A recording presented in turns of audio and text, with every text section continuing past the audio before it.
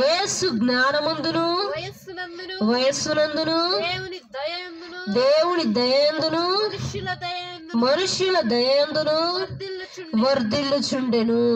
First ఎవరి దయందున్నాడు? ఆయన దేవుడి దయందున్నాడు.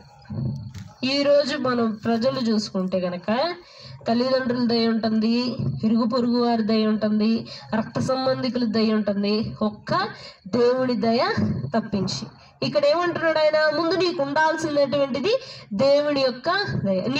ఈ యొక్క లోకంలో నిన్ను అందరూ ప్రేమిస్తున్నారు, అందరూ దగ్గరకు తీసుకుంటున్నారు, అందరూ నిన్ను ఇష్టపడుతున్నారు, అయినంత మాత్రాన గొప్ప ఏమాత్రము లేదు.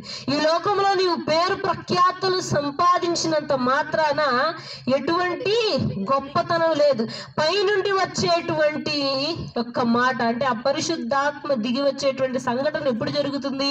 నీ యొక్క బాప్తీసం తీసుకున్నప్పుడు ఆ యొక్క సంఘటన